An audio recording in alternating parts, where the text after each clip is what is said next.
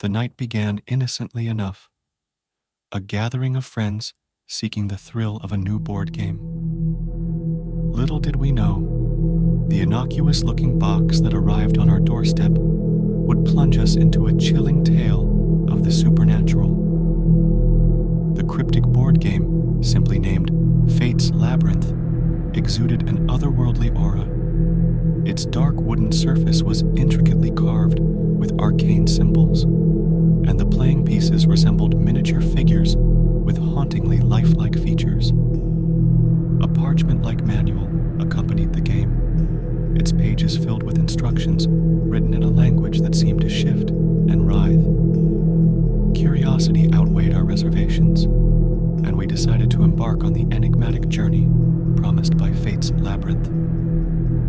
The game board unfolded like an ancient map, revealing a labyrinthine world of twisted corridors, foreboding landscapes, and ominous landmarks. The rules were nebulous, and the objective unclear, but we felt an irresistible compulsion to continue.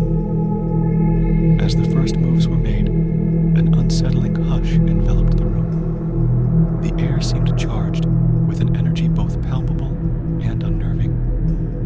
Each turn deepened the mystery, and the game began to take on a life of its own. The labyrinth's paths shifted, leading us to unforeseen challenges and cryptic encounters.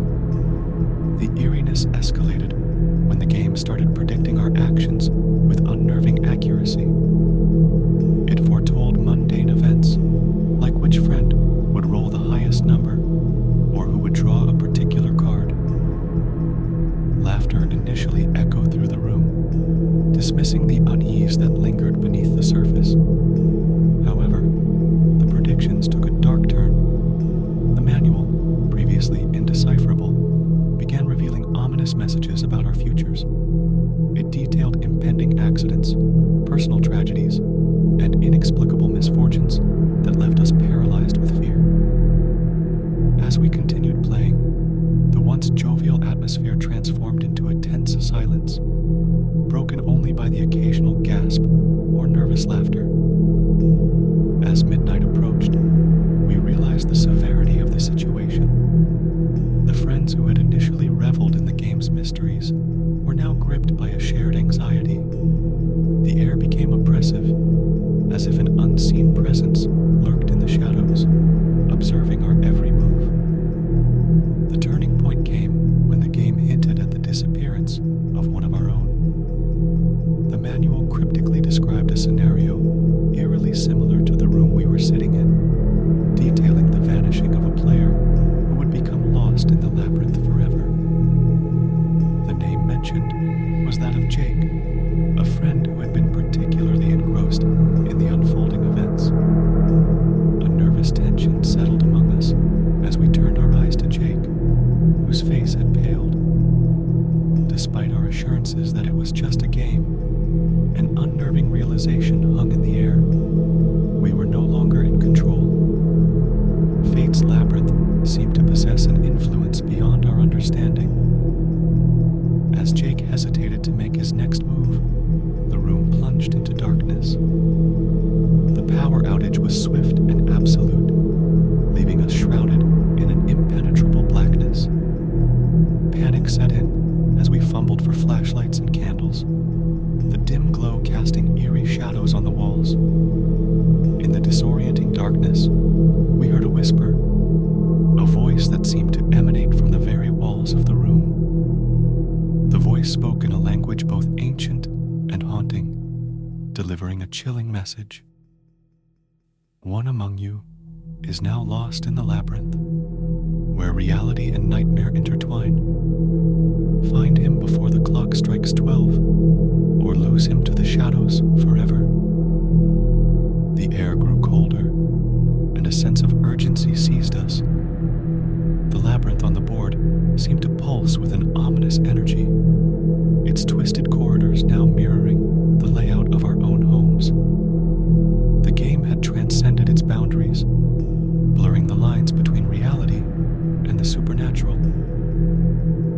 As we moved through the darkened house, we encountered inexplicable phenomena.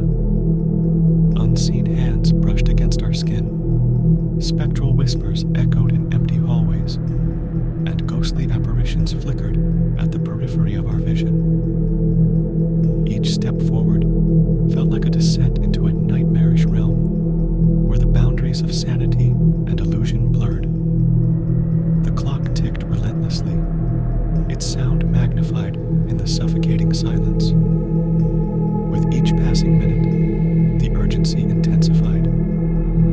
We called out Jake's name, our voices echoing through the corridors as we navigated the labyrinthine pathways of our haunted reality.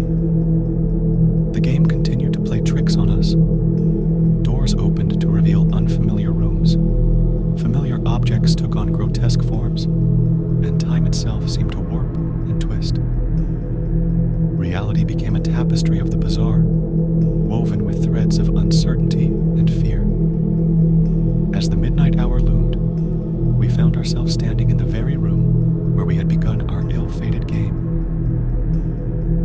The game board sat in the center, an eerie glow emanating from its carved surface. The whispers in the air grew louder, as if the very walls were conspiring against us. And then we saw him. Jake stood in the corner, his eyes vacant and distant. He seemed to exist in a state between worlds, his presence both ethereal and haunting. We called out to him, but he remained unresponsive, lost in the labyrinth's grip. With a sinking feeling, we realized the game's cryptic warnings had come true. Jake was trapped, his essence bound to the spectral maze that Fate's labyrinth had unleashed upon us. As the clock struck 12, a bone-chilling wail reverberated through the room, and Jake's figure dissipated like mist, leaving behind only an echo of despair. The darkness lifted, and the power returned, but the room was forever changed.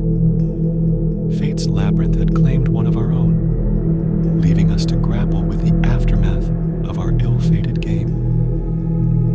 The cryptic board game vanished, leaving no trace of its existence. In the wake of that harrowing night, we were left with a haunting question. Had we unwittingly opened a gateway to a realm beyond our understanding?